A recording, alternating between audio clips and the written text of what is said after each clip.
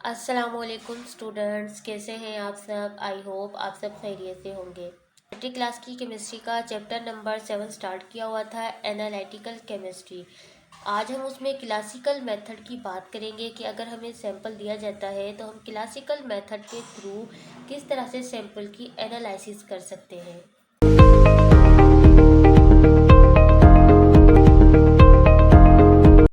अच्छा, आज का जो हमारा टॉपिक है दिस इज़ क्लासिकल मेथड। हम क्लासिकल मेथड की बात करेंगे कि अगर हमारे पास कोई भी सैंपल है तो हम क्लासिकल मेथड के थ्रू किस तरह से सैंपल की एनालिसिस कर सकते हैं। और एनालिसिस की हम पहले भी बात कर चुके हैं कि एनालिसिस हमारे पास 2 टाइप की होती है, क्वांटिटेटिव एनालिसिस और क्वालिटेटिव एनालिसिस। अच्छा, जो क्लासिकल मेथड नाम से भी पता चल रहा है, क्लासिकल मेथड क्या है? पुराना मेथड। ठीक है, जो पुराने मेथड में लोग करते थे, जो पुराने मेथड में किसी भी सैंपल की एनालिसिस करते थे, उसे हम क्या कहते हैं? Classical method. ये क्या होता है? फंडामेंटल लेबॉर्ट्री में की तकनीक्स होती हैं। ठीक है, इसमें क्या है, एक तो ये ट्रेडिशनल मेथड है, मतलब ट्रेडिशन मतलब पुराना मेथड है। केमिकल एनालिसिस है और इसे हम क्या कहते हैं? वेट केमिकल मेथड भी कहते हैं। अच्छा, वेट केमिकल मेथड क्यों कहते हैं, ये क्वेश्चन भी आ सकता है कि क्लासिकल मेथड को वेट केमिकल मेथड क्यों कहा जाता है। इसकी 2 रीज़न हैं। एक तो इस वाले मेथड में एक ये कि हमारे पास ट्रेडिशनल मेथड है, ठीक है, और इसमें हम सोल्यूशन और रीएजेंट को यूज़ करते हैं। ठीक है, इसमें क्या होता है, सोल्यूशन यूज़ किया जाता है या रीएजेंट यूज़ किए जाते हैं। ठीक है, तो फर्स्ट इज सोल्यूशन इसमें यूज़ होगा और सेकंड है कि इसमें हम कोई रीएजेंट यूज़ करेंगे, जिसकी वजह से हम इसे क्या कहते हैं? वेट केमिकल मेथड भी कहते हैं। और इसमें कोई भी इंस्ट्रूमेंट नहीं यूज़ किया जाता, मतलब जिस तरह अब हम इंस्ट्रूमेंट यूज़ करते हैं, इसमें कोई इंस्ट्रूमेंट यूज़ नहीं किया जाता। इसमें क्या होता है, जस्ट हम सॉल्यूशन ऐड करते हैं या कोई केमिकल रिएक्शन करवाते हैं, फ्लेम टेस्ट होता है, तो इस वजह से इसे क्लासिकल मेथड कहा जाता है। यहाँ पे भी इन्होंने डेफिनेशन भी बताई है, क्लासिकल मेथड में वो एनालिटिक तकनीक्स यूज़ की जाती हैं जिसमें मैकेनिकल और इलेक्ट्रॉनिक इंस्ट्रूमेंट नहीं यूज़ किए जाते। ठीक है, मैकेनिकल या कोई भी इलेक्ट्रॉनिक इंस्ट्रूमेंट यूज़ नहीं किए जाते, सिर्फ वेटिंग के लिए, बैलेंस के लिए क्या करते हैं हम? वेट बैलेंस यूज़ करते हैं। और इस वाले मेथड में क्या होता है, ये जो मेथड होता है बेसिकली रिलेटेड होता है केमिकल रिएक्शंस होते हैं एनालाइट और रिएजेंट के दरमियान। ठीक है, मैंने आपको पहले ही बता दिया था कि इसमें हम रिएजेंट यूज़ करते हैं या सोल्यूशन यूज़ करते हैं, जिसकी वजह से क्या है, इसे हम क्लासिकल मेथड भी कहते हैं। अच्छा, जो क्लासिकल मेथड होता है, हम इसमें क्वालिटेटिव एनालिसिस और क्वांटिटेटिव एनालिसिस दोनों एनालिसिस कर सकते हैं। जैसा कि इसमें क्या होता है, केमिकल रिएक्शन होता है, ठीक है, या फ्लेम टेस्ट होता है। केमिकल रिएक्शन होगा या फ्लेम टेस्ट होगा, वो किस लिए होगा? क्वालिटेटिव एनालिसिस के लिए। और टाइट्रीमेट्रिक और ग्रेविमेट्रिक एनालिसिस होता है क्वालिटेटिव एनालिसिस के लिए। जैसे केमिकल रिएक्शंस के ज़रिए भी हम क्वालिटेटिव एनालिसिस कर सकते हैं, और फ्लेम टेस्ट मतलब जलाएंगे जिस कलर का भी उसका फ्लेम होगा, उसके ज़रिए भी हम बता सकते हैं क्वालिटेटिव एनालिसिस में। बट क्वांटिटेटिव एनालिसिस में हम क्या यूज़ करते हैं? टाइट्रीमेट्रिक और ग्रेविमेट्रिक एनालिसिस करते हैं, और उसे हम बताते हैं कि ये जो हमारे पास सैंपल है, इसकी क्वांटिटेटिव क्या एनालिसिस है इसकी। तो फर्स्ट इज हम टाइट्रीमेट्रिक एनालिसिस की बात करेंगे। ठीक है, टाइट्रीमेट्रिक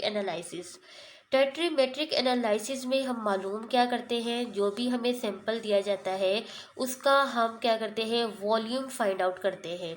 ठीक है, यहाँ पे भी लिखा है titrimetric analysis is use to determine मालूम करने के लिए the volume of a solution जो हमें दिया जाएगा सैंपल, उसका जो हम वॉल्यूम फाइंड आउट करेंगे, ठीक है, उसे हम क्या कहेंगे? टाइट्रीमेट्रिक एनालिसिस कहेंगे। अच्छा, विद नाउन कंसंट्रेशन, जो भी हमें जो सैंपल दिया जाएगा उसकी जो कंसंट्रेशन है वो हमें पता होगी। मतलब अगर हमें दिया जाता है क्लोरीन का, जो हमें सैंपल दिया जाता है, ठीक है, तो हम उसमें क्या करेंगे?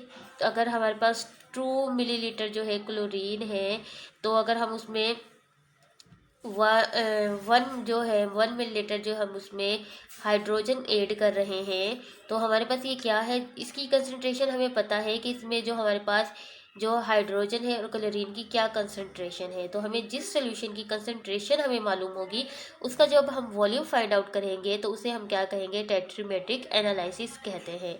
अच्छा, with react with the measured volume of the solution, react किससे करवाया जाता है, इसमें जो जिस सॉल्यूशन का हमें वॉल्यूम पता होता है, ठीक है, हम वॉल्यूम किस सॉल्यूशन का मालूम करेंगे, जिसकी हमें कंसंट्रेशन का पता होगा कि इस सॉल्यूशन की कंसंट्रेशन इतनी है, और रिएक्ट किससे करवाएंगे, उस सॉल्यूशन से जिसका वॉल्यूम हमें पता होगा कि इसका वॉल्यूम क्या है।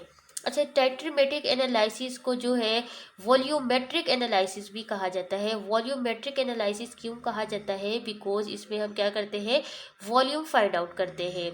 अच्छा, इसके बाद इसने कहा है इसे ये जो प्रोसेस होता है ये जो किस असूल पे काम करता है, टाइट्रेशन के। जैसे हम किसी भी चीज़ की टाइट्रेशन मालूम करते हैं, सेम इसी टाइट्रीमेट्रिक एनालिसिस में भी सेम टाइट्रेशन का ही प्रोसेस होता है। होता किस तरह से है ये हम बताते हैं।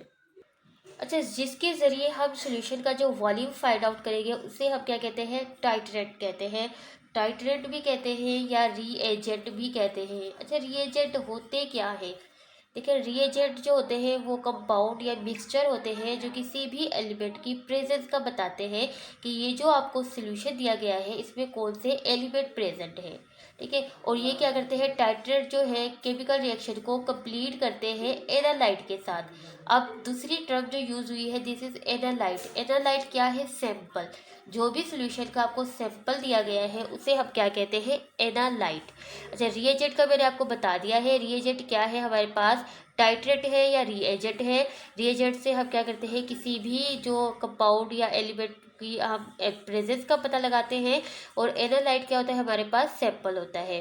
टाइट्रीमेट्रिक एनालिसिस है उसका केमिकल रिएक्शन कुछ इन्होंने इस तरह से बताया है।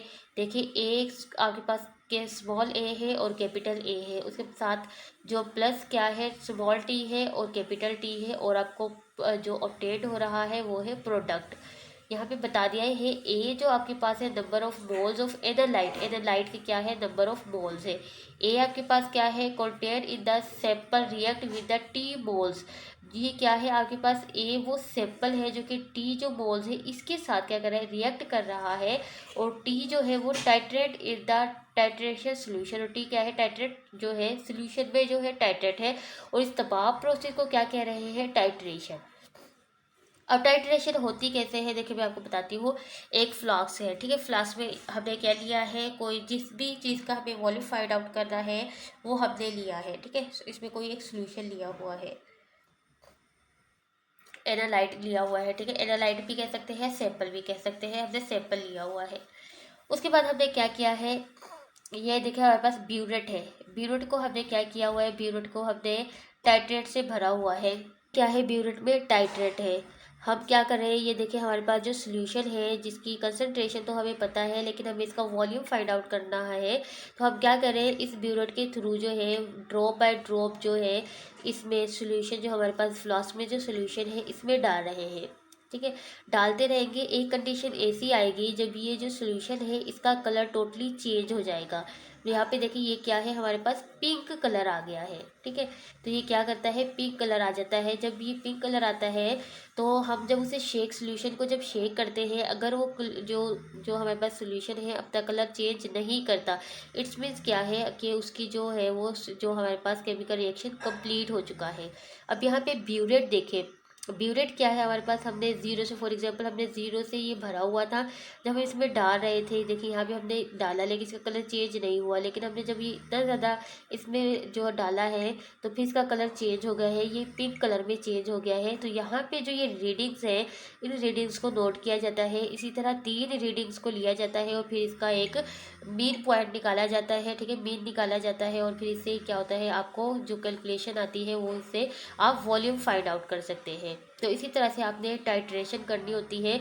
और इसमें एक जो चीज़ यूज़ की जाती है, this is called indicator. Indicator क्या होता है, इंडिकेटर जो होता है यहाँ पे बताया भी है कि इंडिकेटर वो सब्सटेंस होता है जो किसी भी एसिडिक या बेसिक सोल्यूशन होता है उसका कलर चेंज कर देता है। और इंडिकेटर के तौर पे क्या यूज़ किए जाते हैं, लिटमस पेपर यूज़ किया जाता है, फिनोल्फथलीन यूज़ किया जाता है, मिथाइल ऑरेंज यूज़ किया जाता है। ये क्या करते हैं, अगर आप लिटमस पेपर को एसिड चेक करना है तो अगर लिटमस पेपर का कलर जो है रेड हो जाता है तो वो बताता है कि जो ये सोल्यूशन है इसमें एसिड मौजूद है। और अगर उसका कलर ब्लू हो जाता है तो वो बताता है कि ये जो सोल्यूशन है आपके पास इसमें बेस मौजूद है। तो इसी तरह से आप वॉल्यूम फाइंड आउट कर सकते हैं। और ये क्या है आपके पास टाइट्रीमेट्रिक मेथड है, जिसमें हम टाइट्रेशन भी करते हैं, टाइट्रेशन की तरह का ही प्रोसेस है। इसी तरह से आप सोल्यूशन के ज़रिए क्या है केमिकल रिएक्शंस के ज़रिए सोल्यूशन का यूज़ करके आप जो है किसी भी सैंपल का सोल्यूशन का आप वॉल्यूम फाइंड आउट कर सकते हैं। अच्छा, यहाँ पे देखिए टाइट्रेट का भी बता दिया है। टाइट्रेट का मैंने पहले बता दिया था, इन्होंने यहाँ पर भी यही बताया है। टाइट्रेट जो होता है वो चीज़ होती है, वो एडिड कंसनट्रेशन होती है, जो भी किसी भी जो हमारे पास चीज़ें होती है उसकी जो मतलब किसी भी एलिमेंट का पता लगाने के लिए जो हम यूज़ करते हैं उसे हम टाइट्रेट कहते हैं या रिएजेंट कहते हैं, जैसा कि NaOH है और HCl। ठीक है, उसके बाद एनालाइट है। एनालाइट हमारे पास वो सैंपल होता है, वो सॉल्यूशन होता है जिसकी हमने एनालिसिस करनी होती है। ठीक है, जैसा कि इन्होंने अभी बताया है 24 कैरेट गोल्ड है और NaCl है, वाटर है। इंडिकेटर का भी हम बात कर चुके हैं कि इंडिकेटर हमारे पास वो सब्सटेंस होता है जो कि कलर को चेंज कर देता है एसिडिक और बेसिक सॉल्यूशन में। ठीक है, एसिडिक होगा तो कलर रेड हो जाएगा, अगर बेसिक होगा तो लिटमस का कलर जो है ब्लू हो जाएगा। तो ये हमारे पास था जो हमने टाइट्रीमेट्रिक एनालिसिस। अब हम इसमें ग्रेविमेट्रिक एनालिसिस की बात करेंगे। हम इसमें जस्ट सिंपल सी बात करेंगे। देखिए, ये भी हमारे पास क्या है, एक ओल्ड मेथड है। इसमें हम क्या करते हैं, कोई भी सोल्यूशन है हम उसका वेट फाइंड आउट करते हैं। जैसा कि हमने टाइट्रीमेट्रिक में क्या फाइंड आउट किया था, वॉल्यूम फाइंड आउट किया था। इसी तरह ग्रेविमेट्रिक एनालिसिस में क्या होता है, कोई भी सोल्यूशन होता है आपने उसका वेट फाइंड आउट करना होता है। अच्छा, वेट फाइंड आउट कैसे करते हैं, जैसा कि हमारे पास जो है सिल्वर क्लोराइड है, हमने उसका वेट फाइंड आउट करना है। इसमें हमने क्लोरीन का वेट फाइंड आउट करना है। तो हम कैसे करेंगे, देखिए इसमें स्टेप्स होते हैं। फर्स्ट ऑफ ऑल जो भी जिस भी सॉल्यूशन में से हमने जिस भी चीज़ का वेट फाइंड आउट करना है हम उसका एक सॉल्यूशन बना लेंगे। ठीक है, सॉल्यूशन बनाएंगे। सॉल्यूशन बनाने के बाद हम क्या करेंगे, उसे फिल्टर करेंगे। फिल्टर करने के बाद उसे क्या करेंगे, ड्राई करेंगे। ड्राई करके फिर क्या करेंगे, फिल्टर किया। फिल्टर के पे हमारा फिल्टर पेपर होता है। ठीक है, कोन की टाइप का जो होता है फिल्टर पेपर होता है, उससे हम क्या करेंगे, फिल्टर आउट करते हैं। फिर हमारे पास जो भी प्रिसिपिटेट बनते हैं, इसमें प्रिसिपिटेट सॉल्यूशन भी यूज़ किया जाता है, ताकि जिस भी चीज़ की अगर आपने प्रिसिपिटेट ही आपने ड्राई करने होते हैं तो फिर आप सॉल्यूशन में मिक्स करते हैं, प्रिसिपिटेट नीचे बैठ जाते हैं, फिल्टर आउट हो जाते हैं। फिर उसे हम ड्राई करते हैं। ड्राई करने के बाद फिर क्या होता है, उसका वेट किया जाता है। कोई भी आप कोई चीज़ किसी भी चीज़ पे वेट किया जाता है। ये तो हमारे पास था ग्रेविमेट्रिक एनालिसिस। ठीक है, इसमें हम किसी भी सैंपल का वेट फाइंड आउट करते हैं। आई होप आपको ये दोनों मेथड समझ आ गए होंगे। अगर इससे रिलेटेड कोई भी क्वेश्चन है तो आप मुझे कमेंट्स बॉक्स में कमेंट करके पूछ सकते हैं। अगर आपको मेरी वीडियो अच्छी लगी है तो मेरी वीडियो को लाइक करें, शेयर करें, और मेरे चैनल पे न्यू है तो मेरे चैनल को सब्सक्राइब करें और बेल आइकन के बटन को भी प्रेस करें, ताकि आपको आने वाली हर नई वीडियो का नोटिफिकेशन बर वक्त मिल सके।